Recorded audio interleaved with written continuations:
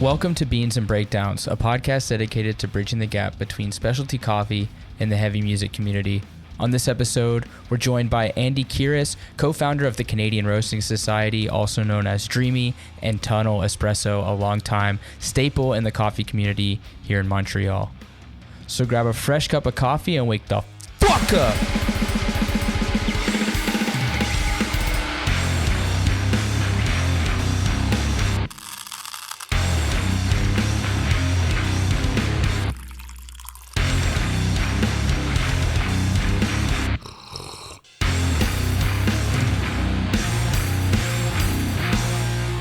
What's going on, Caffeinated Crew? Today I'm joined by Andy, the founder, one of the founders of the Canadian Roasting Society.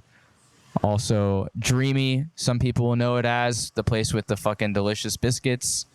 That's true. And Tunnel Espresso has been a part of your journey as well. Welcome. Thank you. Happy to be here. How are you doing? Doing well. We just made this nice Kenya.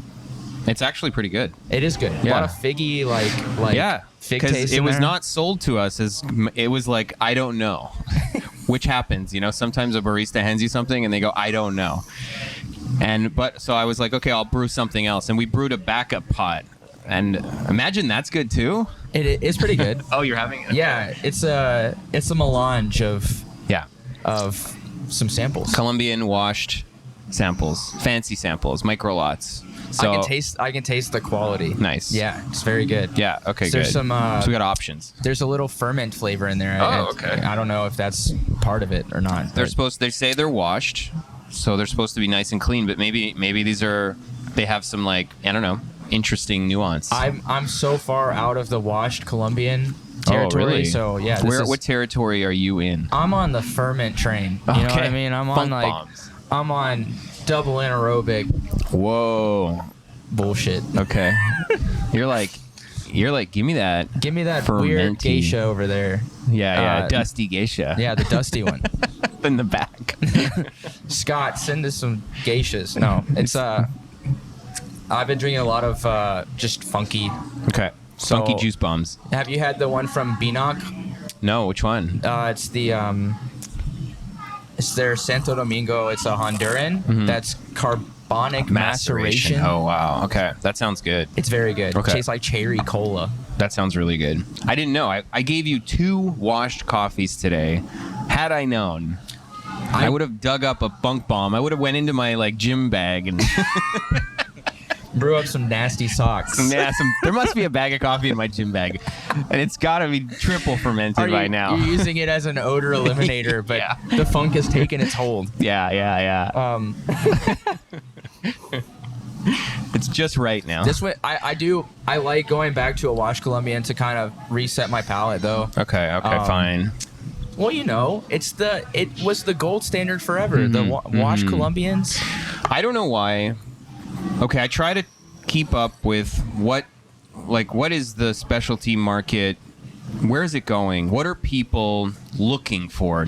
And because we're coffee nerds and we are looking for experiences. Yeah, is what we're like, because we've had it all, right? So you're now going hey, no, it's got to punch my, I want someone doing karate on my taste buds, okay? Because I'm numb or whatever. And it's and I get that. I really like that too, right? So, but there's also, I've noticed, because I'm this is a co-op. There's 20 coffee companies in here. And one of the unintended kind of I don't know, experiences here for me are I get to taste what everybody's doing. Yeah. And I'm noticing that the coffee top tier pros or whatever are moving in the wash direction. Okay. And but clientele, people actually buying coffee, are still like you. They're no, give me that funk bomb, give me that juicy boy. Oh, it's the trend, right? It's how the curves follow. Right. So you got your coffee expert early adapters that are let's get back to basics. You're right. Terroir. Yeah. We're over this IPA, juicy IPA madness. Yes, We've got to right. go back to Pilsners. You're right. And Right? that's happening in beer, by the way. I know. Okay, you know. Yeah. I talked to the Measurum guys. I know what's happening. Okay. No, it's, okay. Well, they're right over there. I know. So That's yeah, we just- talk too. Wherever they're going, that's where we're That's where going, right? coffee's going. Yeah.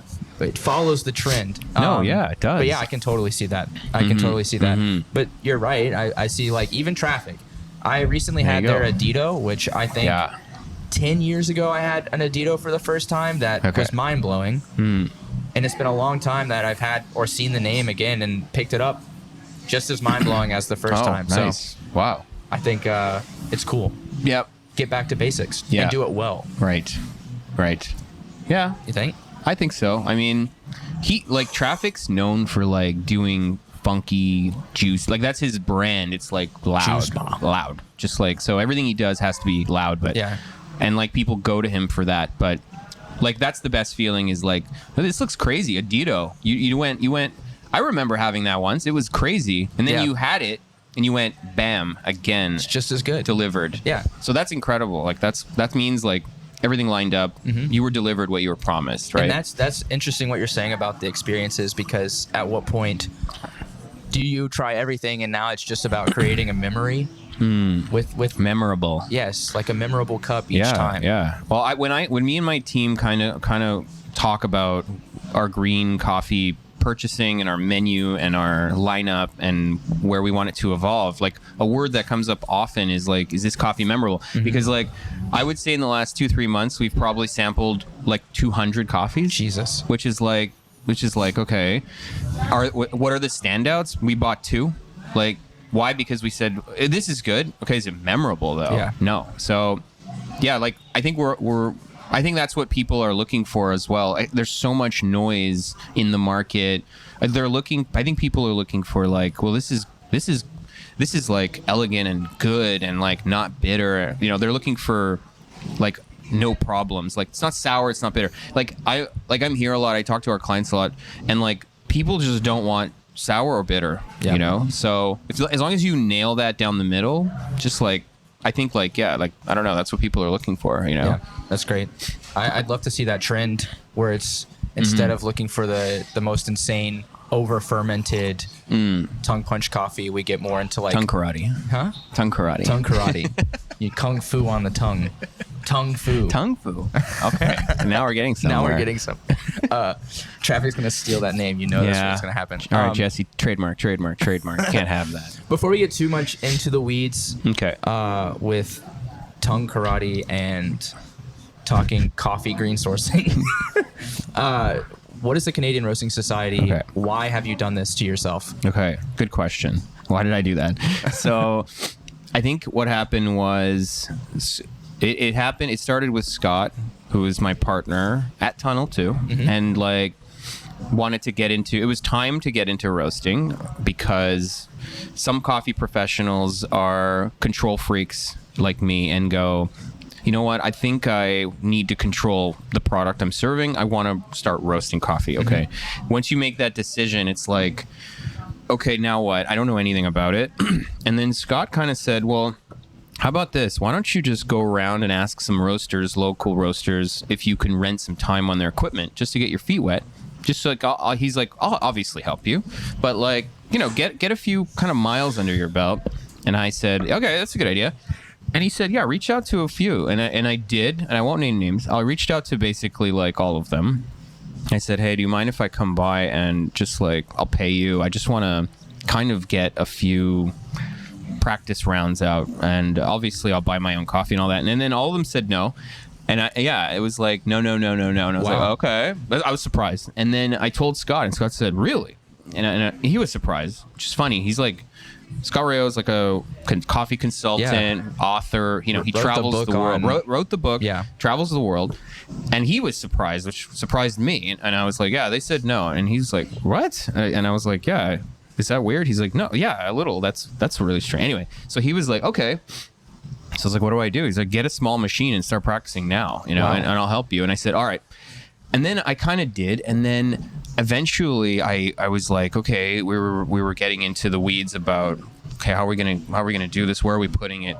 And then I told him, like, let me ask you something. I was like, what if we, like, built this place, like, a little bit bigger than intended, and maybe we can offer our facility to people that actually do want, like me, that needed a place to kind of just start getting their feet wet and learning. Right. And then he was like, if you do that, he's like, first of all, that's incredible. I think absolutely you should do that. And he's like, yeah, if you do that, I'll partner with you. We'll do it together. Because initially he was just going to consult. Because we're good friends. And then he was like, no, we'll be business partners. And I was like, oh, wow. I was like, whoa, okay, whoa, really? He was so enthusiastic about it. And I was like, okay. And then that's what we did. Eventually we built this place. And then I'm fast forwarding a lot of problems and stuff, but like 2 years later, so we got it off the ground. A lot of people kind of trickled in here looking to do the same. Didn't really like building a roastery is incredibly tough. It was so hard. Like I honestly, there were points where I was like, this might kill me. Like it was so complicated in terms of permitting, finding the right space, right, sourcing the right equipment, finding the money to source this equipment, and then like once it's all in, it's like go. Yeah. Don't throw anything out. We don't have the money. Right. And then it's like build branding that appeals to people, like everyone and their aunt and their dog, you know, like because we have to sell quick. It's like it doesn't allow you, like the model is so capital heavy. It doesn't allow you to take risks. So right, when we opened and people walked in, that was what I saw immediately. It was like traffic created these crazy bags, and and it paid off. Pista created these crazy bags. Pista was here day one, and I was like, whoa, you know. So these small guys were coming in and like tackling the big guys, but with like a more kind of edgy thing going on. Yeah. Who were the big guys at the time? Because this was 5 years ago. Yep. That was around the time that I arrived. Exactly 5 years ago. So Dispatch, Cattell, St. Henry. Oh, Dispatch has been here for a long time. Yeah, they've been around. Big guy. And then like Zab was just starting out too. Okay. He opened like right before us. Wow. It's like 6 months or something. But yeah, he was well on his way. He did great early on. And then there were a lot of presence here of outside roasters, like 49th. 49th was big. Was really big. And then some Detour was, I think, very established too. Detour had a good foot here, and DeMello was doing some big numbers here at the time. I remember when I first went to Finca and they were at DeMello's shop. Right. This was before they started roasting. Yeah. So like a lot of outside influence here. Okay. And then and then Anchored was big here. They still are. Yeah. I don't find Anchored at a lot of shops, but I do enjoy their coffee. September Surf. Oh, one of the biggest shops in Montreal. Maybe, no, I don't know. I think they were for a long time. Have you ever been to Odessa? You should go to Odessa. Have I been to Odessa? Lovely, lovely cafe. Shout out Odessa. In another pre-pandemic time. Probably. Go back. Beautiful, tiny little cafe. Nice. Such good vibes. They always carried a bit of Anchored. And then... they had a couple of accounts here, actually. Yeah, they were doing great here, actually. Origin has some Anchored right now. Oh, yeah, there you go. But just the blends. Right. So just a lot of, like, good mix of outside influence was in this city at the time. So would you say that the third wave boom happened around that 5 years ago when the Roasting Society... I mean, because now I feel like Montreal has a very, very... big mark on the North American third wave market. Well, you know what? It's hard for me to take a bird's eye view of it. I'm so like head down here, right. But you probably are a better judge of that than me, I think. Like, how does it feel? Like, is it booming here? To me, I feel like I can't go to a shop and not find a new roaster. Wow. Okay. And whether that's a Montreal local, a Quebec local roaster, like I go to, Oron Grain. On Rochelle. Yeah. Like every time I go in, there's some new roaster from Quebec City. Like I just stumbled across Nordique. Oh, Nordique, yeah. Which apparently they've been around for a bit. They've been around. They're branching out. They're coming in hot. Yeah. Beautiful branding. Yeah, I agree. And I had a wonderful wash Rwandan from them. Ooh. So. Oh, nice. They're coming for you guys. Shout out Nordique. I'm down. It's like, you know what? I love love bringing in coffee here from anywhere. Just like I love kind of taking the temperature of the scene. Yeah. Because I don't like drinking my own Kool-Aid all day, and I don't think anyone should. It's like you kind of get into this like feedback loop that your stuff actually drifts in a weird way. Actually, it's not good. So yeah, like I went, me and Jonathan Gagne, who I like talk to like a lot, and like he's a good buddy of mine. Also does that. He loves to bring in bags from Europe, anywhere. So he was like, let's do a heart order. And I said, nice. So we brought in like 5 or 6 heart bags the other day. And they're in my freezer right now. And just to like, let's do his whole menu. We'll split it. And it was expensive, but like whatever. It was actually a great deal because we got so much variety, you know, just to kind of, oh yeah, what's going on with those guys? Yeah. Let's check them out. Well, and it's weird because in Montreal, we can get trapped in an echo chamber with the amount, like, you have all the roasters here, which I've had at least a coffee from every one of these guys. You have Pista, who used to be here. Yeah. Zab. Yeah. I'm trying. There's no way I'm going to be able to name every roaster in Montreal. No. It's at least 30. There's 30, eh? There's got to be. Yeah. There's at least 20. There's like 20 here. Yeah, you're right. Not to mention the ones like Balance and Verdun. Yeah. That's right. Beanock, some smaller guys, like really. I don't even know where Beanock roasts. There's Ballum. Ballum's roasting at Cato. Right. Cato. Yeah, Cato, yeah. Cato's a sleeper one, I feel like. They've been around for a while, but I don't see a lot of their coffee anymore. They used to be more present. The old owners, I think they're like that brand changed hands not long ago. And I think that new guy is finding his feet. But Cato used to make their way here. Great coffee. Yeah. They used to bring, like, we used to say, hey, these guys are decent. From Hudson, right? They're in Hudson. So, I think that also, so Ballum is roasting there. Okay. And then Rabbit Hole's in Prevost, which is... No, they're in Delson. Are they in Delson? Delson. Who's the one in Prevost? It's Prevost. Prevost Coffee is in Prevost. I've never even heard of that. They were on Third Wave one time. Okay. And they shipped it in a box anyway. Okay. So... we're surrounded. Even if it's not on the island, it's right around. What do you think that's going to do? I mean, it's not... I don't think it's bad. But this is the thing, is you've got people like Onyx. Onyx is the only... They're one of the only, like, third wave roasters in that community. Really? But you have these, like, Brandywine. Brandywine. From Baltimore. Or... No. Like, they're from Maryland. Maryland, but not. I don't think Baltimore. They're from outside of Baltimore, right? Oh, I would have. I wish I knew. I would have had them. I love going to Baltimore. I have a friend that he loves Brandywine, and he's from Baltimore. Yeah, I heard they're great. So you have these big roasters, big fish in a small pond, essentially. It's like they put their flag down, right? And they took over the city and know nothing. You know what I mean? People know that roaster for that city, right? Yeah. So when you say, roaster from Atlanta, you automatically think Octane when it was still around. Yeah. Toronto, like early in Toronto coffee world, they had like Thor Espresso Bar, which I was like, we'd drive out. Me and my coffee nerd buddies were like, let's go to Fahrenheit. 6 hours Let's go to Mercury.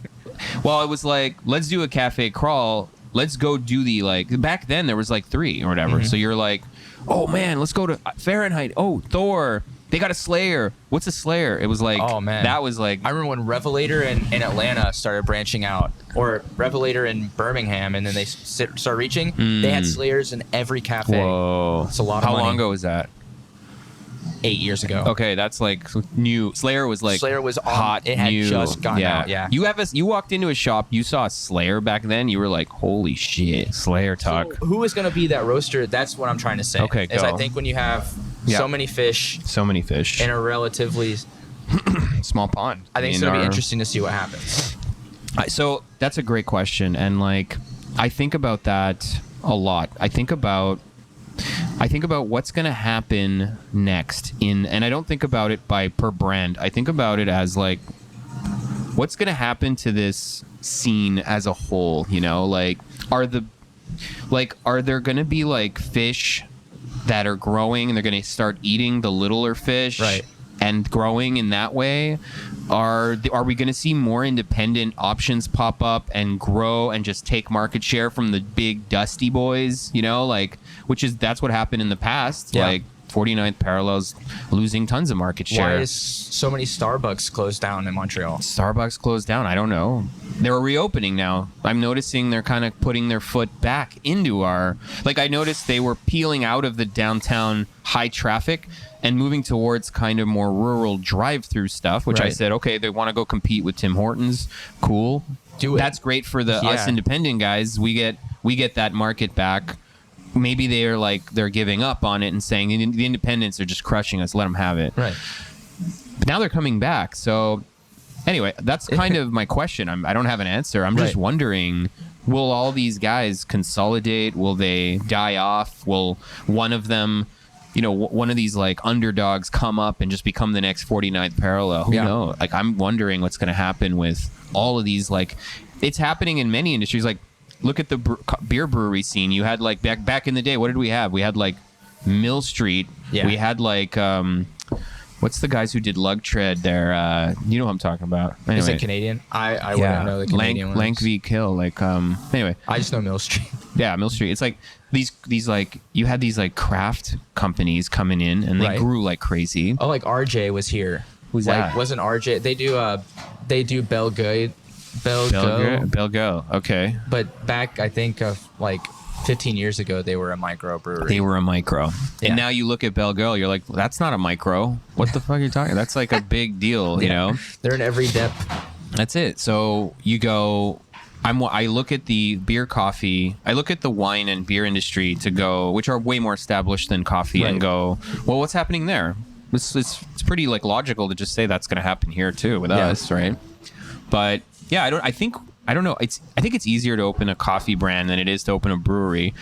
Like anytime less rules and like less the cost to open a brewery, I think is like millions of dollars. Okay. You could probably open a roastery for like pretty budget. Like B-Nuck did it with a little Bellwether, which those cost $40K, right? That's crazy. And you just put that in an office somewhere, and there you're off to the races because there's no ventilation. So the like barrier to entry is going down. Yeah. So with that, I guess you'll see more options. But where is it going to go? I don't know. That's an interesting thing to watch. It's hard to judge certain trends, I think. But it is, yeah. It's fun to guess, though. It will be interesting to see, especially in a market like Montreal, where people do cherish the little guys.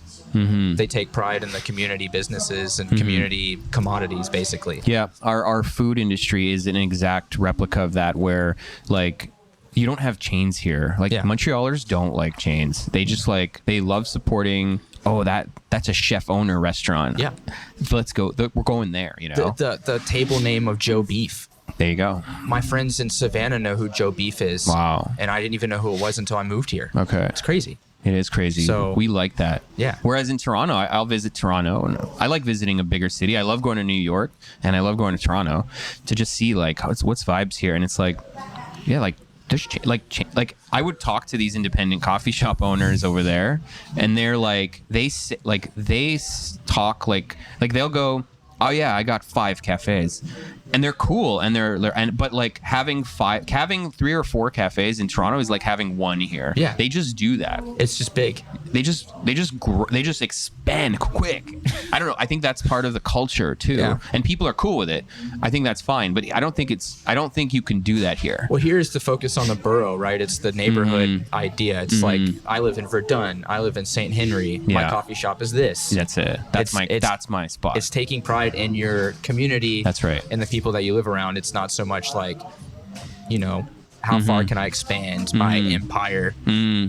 Not to say that people in Toronto are bad for that. I mean, it's a completely different market and climate and culture. It is. So yeah, and people are just down. I don't know. It's crazy. Yeah, it's very. I have a vibe of Toronto as like a less intimidating New York. I've been there enough times. Oh, okay. I don't go there super often. You don't like it? It's not my favorite You're city. a Montrealer to your core already. You don't even like Toronto. I will fight people. I'm not going there. What the hell is Ontario? I've been there enough. I've been there twice. Like 4 times. I get it. I enjoy things about it. It's cool. It's definitely got It's definitely got its things, you know what I mean? It's got Matty Matheson. That's enough for me. So that's right. Big stuff. Yeah, but Raptors. We have a team, a basketball team, because of Toronto. and they represent all of Canada. Mm-hmm. Unfortunately. Same with the MLB. You got the Jays. There you go. I hate the Jays. Yeah. But that's because I'm American. It's because you're an Expo fan, I guess. Oh, no. I'm not an Expo fan. People in Montreal will support a dead team called the Expos than the fucking Blue Jays. They will. And they'll put the Expos. Yep. The Expos mascot will be at the hockey games. Yeah. We're not letting go. It doesn't make sense, but it's awesome. Yeah. Yeah, I love Montreal. Let's get some Nordique hats. Remember that? Dude. I live across the street. Teams. This is off topic completely, but I live in the Village. And you know, like the fireworks stores in the Village that sell jerseys and shit like that. In the window for the longest time, they have had an old Nordique Go jersey. get it. I really want it. You want to be that guy. And I don't even follow hockey like that. Okay. I love the Habs. Mm-hmm. But the Nordiques, I don't even... They were terrible. Yeah. Well, but just get the hat. There's a reason that they're not around anymore, right? No. But we love dead teams here. Just go get it. I love their mask, the furry orange guy. Oh, yeah. He's the greatest. I met him on the street on St. Catherine No one time. way. Yeah. Is he a nice guy in real life? He was so nice. Okay, good. Give me a high five and a hug. Okay, good. Anyway. Never met him, but childhood Andy very looked up to that guy. Super nice. I'm glad we can meet our heroes. And they're not all assholes. No, they're furry.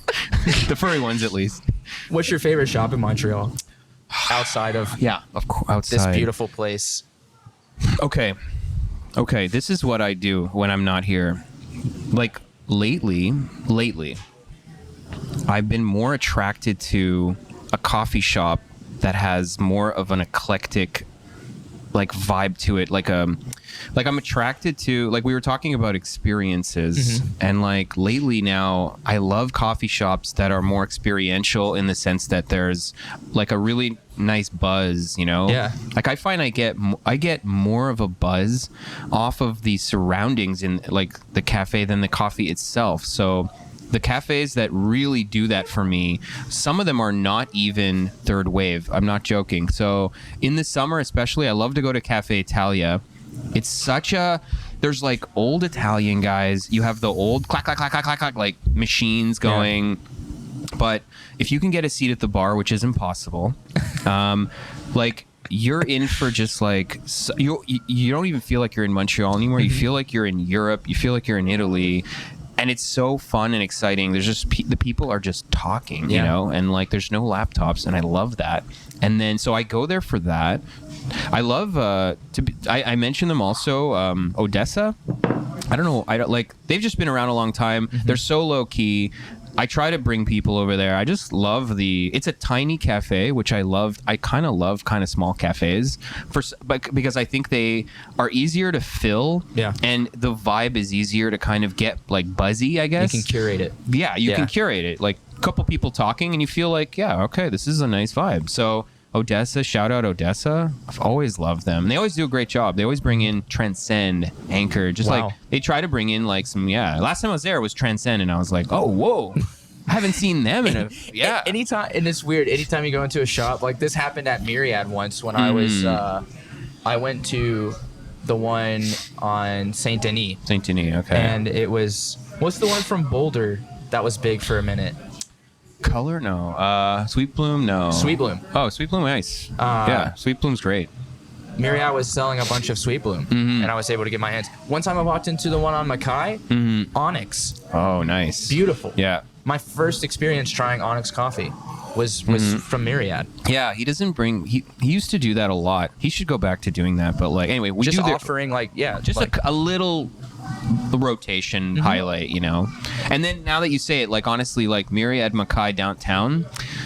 It's a small like 500 square foot cafe. It's tiny, but again, like people are he doesn't have internet there, so people are just chatting. But it's also like a Concordia cafe, so like I kind of love the student teacher, like all the professors go there, all the students go there, and everyone's just like chatting like very quickly. They're just doing like a student debate chat, just like.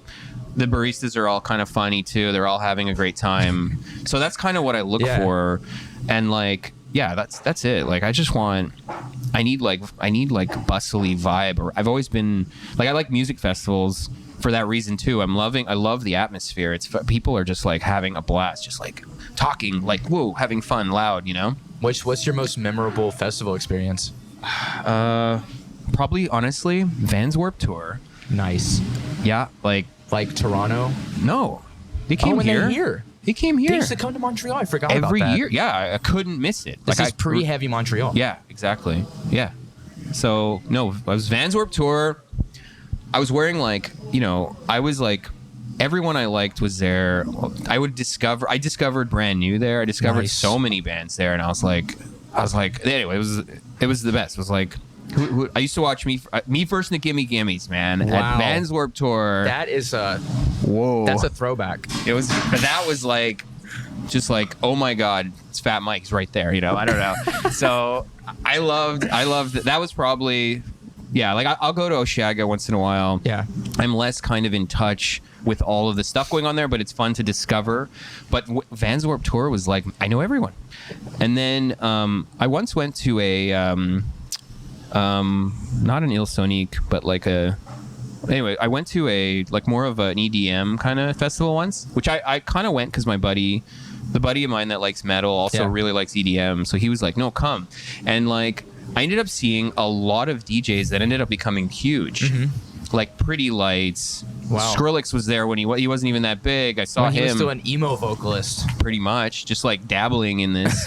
And then a couple of Major Lazer was there, and they weren't big. Wow. So I had a really good time actually. I was like, hey, this is pretty cool, you know. That's enough. People sleep. I think a lot of people, especially in the States, sleep on Montreal for being an arts city when it comes to, you know, cuisine. That's all we got. Culinary, coffee, anything that has some weird cult following is big in Montreal. Yeah. So that's why I think I love living here for that reason. There is a lot of cool up and coming anything. Yeah, you're right. Like even in skateboarding. Dime. We got Thrasher Dime. just did the Dime Street Challenge. Yeah, which I saw was that. crazy. Oh my God, I know. Yeah, I love seeing stuff like that. Yeah. We have like that's our like main export here. Maybe that's why CRS is the way it is. Like we will like if it's weird and niche, it's like we're coming for you. Like that's all we do here. It's just like tiny weird niche clothing brands. Yes. Weird niche coffee brands. Yeah. Weird niche restaurant. Weird niche like even like skateboarding is all just kind of weird. Yeah. Anything that's cool in skateboarding is weird niche, right? I was in London this summer. I was in Europe, just like running around Europe, and it hit me. Like I walked into like because in London like style is like another level over there. Yeah. Like anyway, so like I was in some like not high end. I was just in like really cool clothing stores. You could tell. You walk in, you're like, whoa. There's not a lot of options. Some weird song you've never heard is playing. Yeah. And the people that work there, you're just they're nice, but you're like, whoa, I'm not cool like you. So, and then I like walked around. I saw Dime. Okay, and I was like, dude, Dime, what? And I almost bought it. I was like, I just want to support. And like my girl was like, don't buy that. We'll get it at home. What are you doing? For free. Yeah, no, I'm just kidding. It's on the streets at home. But that's when it like kind of hit me a little. I was like, oh my God, cool. Yeah. So anytime I saw a Montreal thing over there, I was like, whoa, it's all the way here. You don't appreciate it when it's from your hometown until you see it somewhere else, I guess. Yeah. Yeah.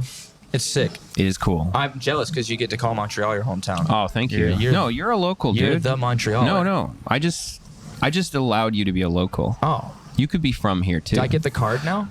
I'll give you your card back. Okay. I took it away. No. I appreciate it. No, that was for the espresso machine. Oh, geekness. yeah. Sorry. Don't mislabel the machine. Listen, I've been out of the game for a minute. Yeah, what do you... Yeah, you're out of the game, eh? I guess this is your way of staying connected to the game, which I get. This is my way of trying to weasel back into the game without having to be a barista. Okay. It's a good way to do it. Sorry. No, it's okay. No offense to baristas. I just... You did it. You're on to the next thing. I'm trying. A lot of baristas I talk to love it. But like I used to be like that's all I did was like I was a barista, but I loved it. But like you get like you're like I don't want to not do coffee anymore, but I don't want to only do preparing of coffee. Yeah. If there's a way to do a few things, you know? I'd rather be on the production side of it. So that's just a bit harder to get into. Yeah. unless I do it myself. Just stick around here. Someone will just scoop you up. Scoop me up. Right? Yeah. If you could travel to any coffee growing region in the world, what would it be? It's a good question. It's between Ethiopia and Colombia because both of them have, like, Colombia has like so many microclimates. You can taste like so many different things, I think, by traveling very little and like incredibly high quality, world-class coffee coming from there. So I think it would be there. Yeah, I think it would be Colombia just from sheer variety and like, I don't know, probably ease to get to actually, because certain coffee producing countries are a little tougher to get to. There's a massive time change, like any African like coffee producing countries.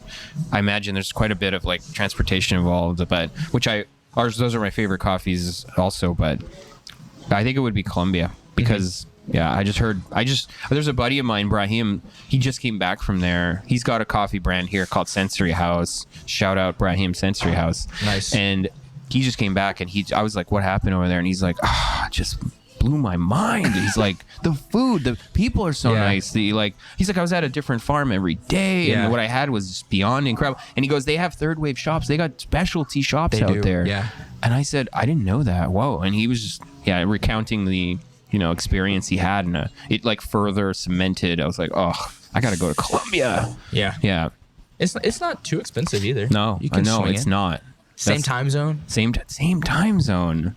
Circadian rhythm, check. Yeah, you're done. It's fine. I'm sleeping. It's always summer. It's just either rainy or dry, right? That's it. So yeah, you can adapt. I'll adapt. I'll figure it out.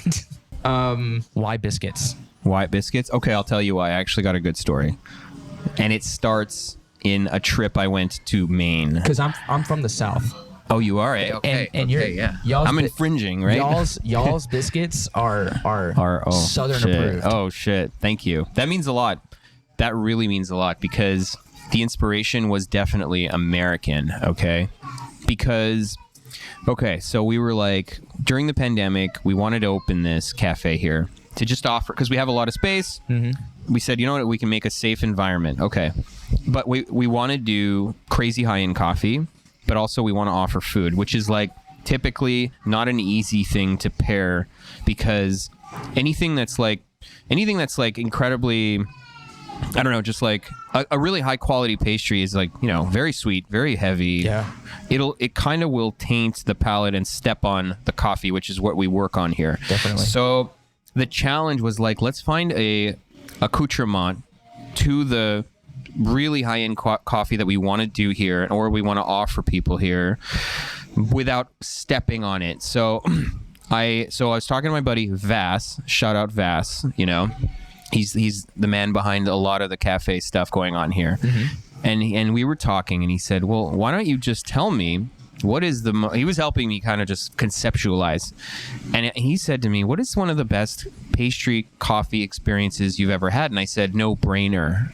And he goes, really? And I go, dude, no brainer. And he goes, what is it? And I said, okay, I was in Portland, Maine. Nice. It's the better Portland. Yeah. Oh, is it? I don't know. Oh, okay. I like Portland, Maine. I've never been to the other Portland. I haven't either. Okay. Shout out Portland, Maine. So, yeah, I was bumming around Portland. I was having a blast. And we ended up at a place called Tandem. Ooh. You ever heard of Tandem? Yeah. Okay, so I had to go to Tandem, and because I kept hearing about it, and everyone was like, "Yeah, those guys are amazing." So I went to this like gas station / cafe / bakery. You heard of this place? They took an old gas station and turned it into a bakery cafe. Okay, yeah. It's like I was like, from the outside, I was like, I can't believe how cool this is. I'm freaking out. A gas station. So it was stunning. So then I walked in and I was like, whoa, okay, really beautiful. Like really beautiful. And it was like buzzing. It was packed. It was like pastries everywhere. And I walked up to the barista, and like they're a roaster. They roast their own coffee. Right. And it was also one of the first times this happened to me, which made my experience like it set the tone. I walked in, I talked to the barista, and he said, "Hey man, it was great. Like, what are you having? What can I get you? Whatever." I said, what do you got? And he said to me, well, we got our tandem house blend here, and then we got a guest coffee today from Madcap. And I was like, no way. Yes. I said, no way, from Grand Rapids. So I was like, cool. And then I go, I don't know, man. What do you suggest? I always do that. I'm like, what do you? I always ask the barista, like, what are you had it this morning? What do you recommend? And then he said to me, have the Madcap, man. And I was like, really? He goes, yeah, we don't have a lot, and it was pretty good. And I was like, that blew my mind. I'm like, this guy just recommended me coffee that's not his. This was not a common thing. Right. So I was like, whoa, okay. And I had it. And then I said, what do I have, like, pastry-wise? And then again, he goes, dude, you got to have the biscuit. It was called the fully loaded biscuit. Wow. And I was like, what's that? He goes, it's a biscuit. We cut it in half. We put peanut butter, jam, and butter. And I was like, and it was the size of like baseball. And I was like, whoa, okay, I gotta have that. And then I went and sat down, and I had the espresso, and it was delicious. I was like, this guy nailed it. Wow, And then I had the biscuit, but I was like, this is perfect. Like, the biscuit is buttery, flaky, but neutral. It's not overpowering the coffee. Right. And then obviously you get into the middle of it, and it was like really heavy jam, beautiful. It was like a good balance, but like the biscuit and the coffee did not compete. They almost complemented each other.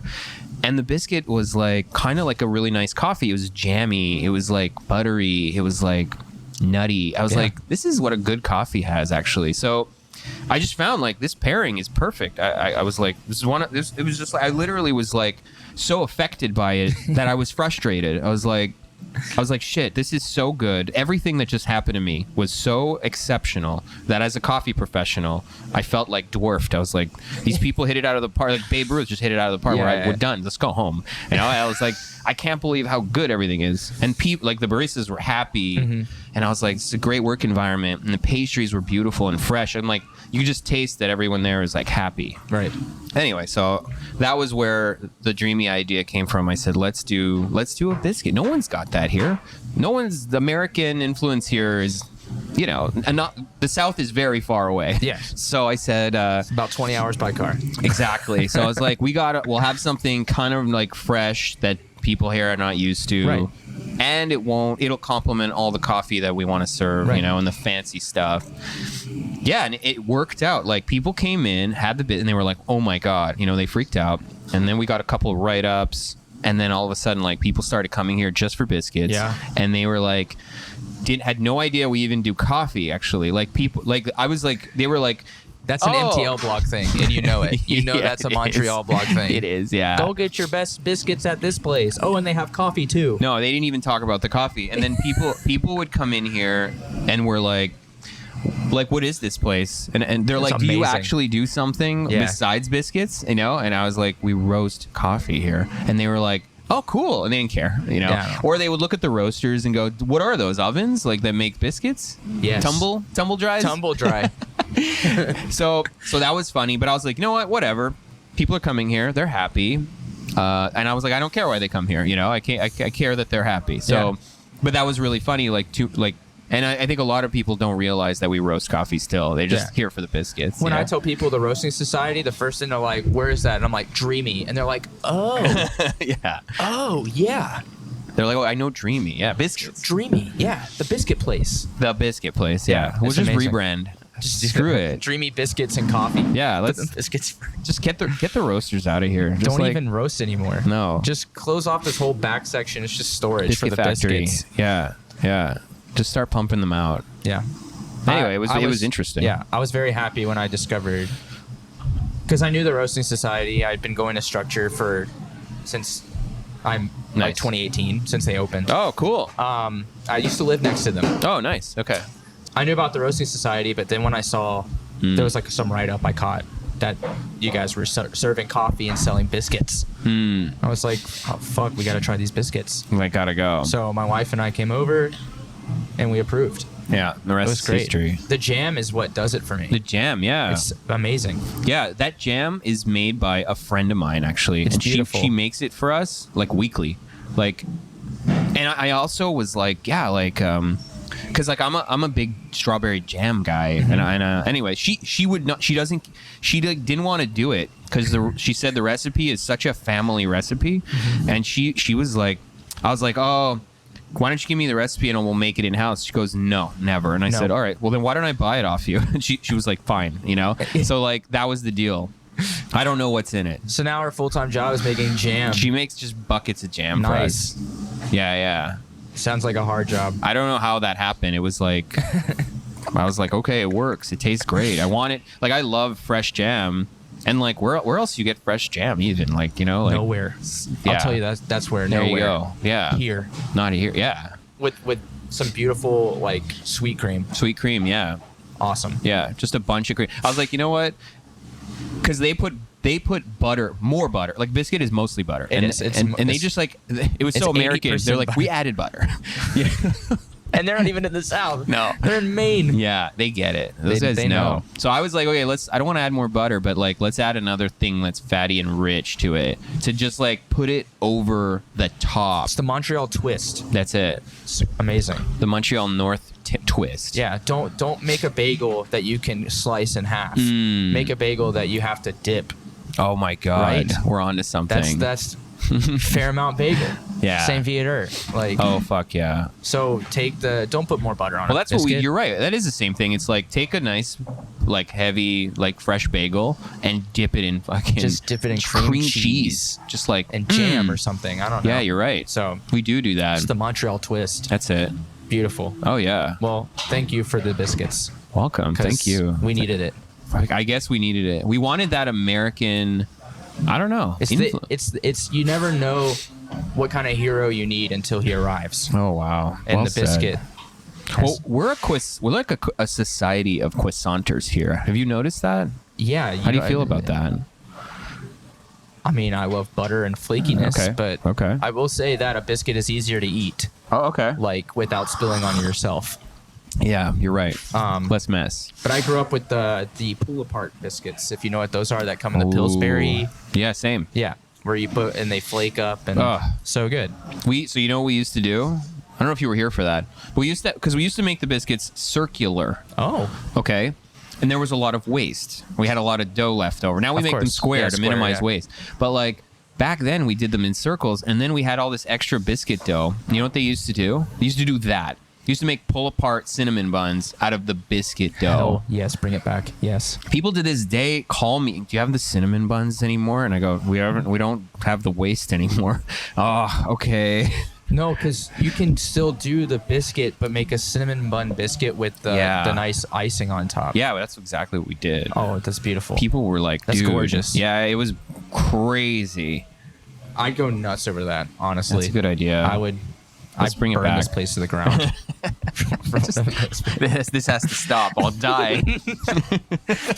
Well, Andy, thank you so much for hanging out. Yeah, thanks for having me. In your house. My house. Finally. House. After 5 of these I've done here, we get to you have done a nice clip himself. here. Yeah, you're doing the rounds. I love it. Yeah, thank you for like helping kind of, just like highlight the work we do and the vibe in here. And like, thank you for like, just like curating that and helping people kind of discover just like what we're about and that open spirit that is in here of just like talking and just like collaboration. Being open. Collaborating and like love it. I love no rock star attitudes. It's just everybody's here to help each other and create a nice community.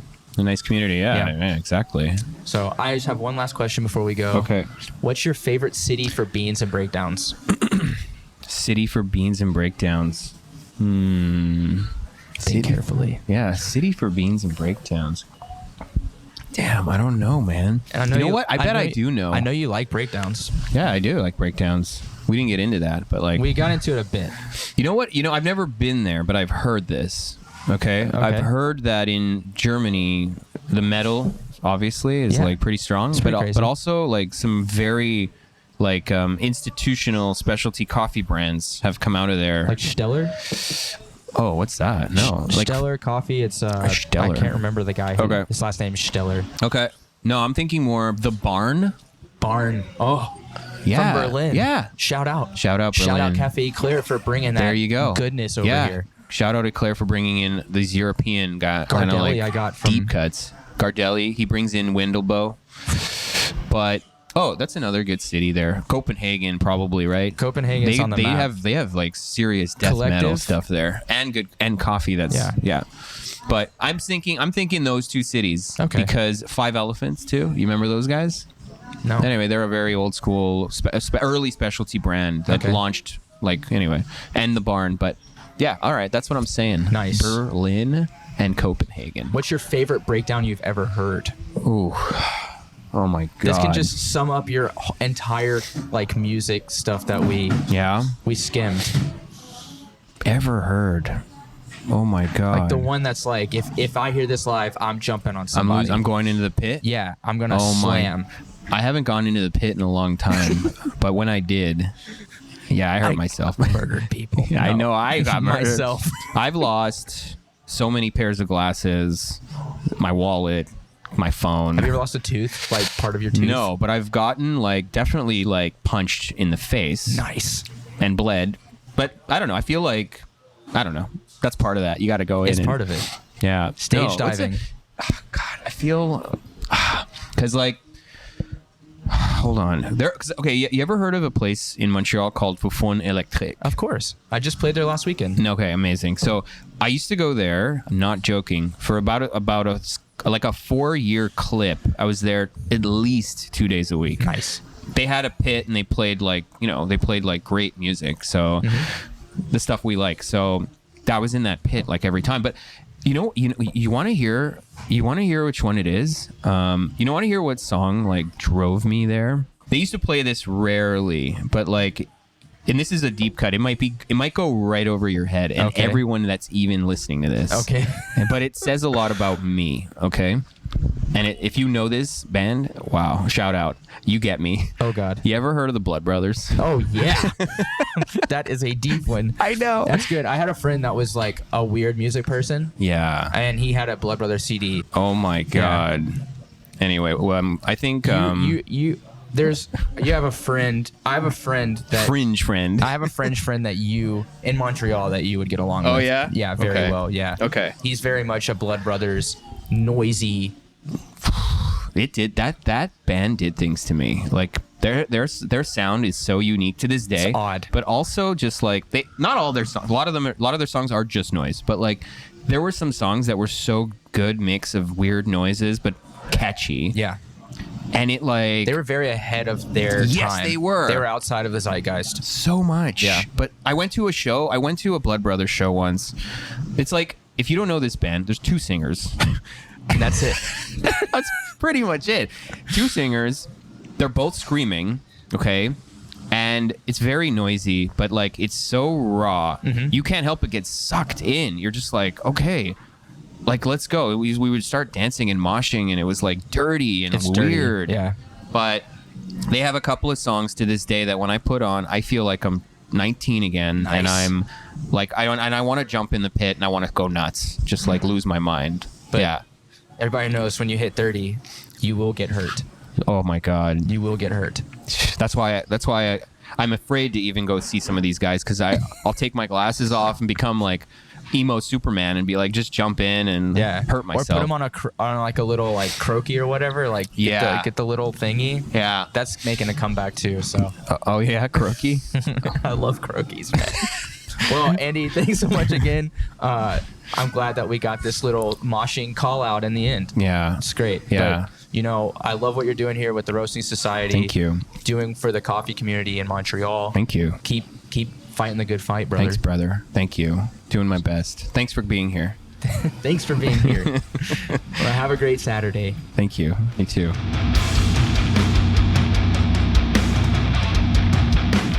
Thanks for listening to this episode of Beans and Breakdowns. I want to say a huge thanks to Andy for hanging out on the podcast. We had so much fun getting to hang out at the Canadian Roasting Society, and I really appreciate everything he's done for the Montreal coffee scene and community as a whole. Be sure to check out Dreamy if you live around Montreal, and go try one of their amazing biscuits if you haven't already. because I'm telling you, it's a game changer. If you enjoyed the podcast, please subscribe and leave a review. You can also find out more information about the podcast by following us on Instagram at Beans and Breakdowns or on the web at beansandbreakdowns.com. Until next week, be sure to stay caffeinated and wake the fuck up.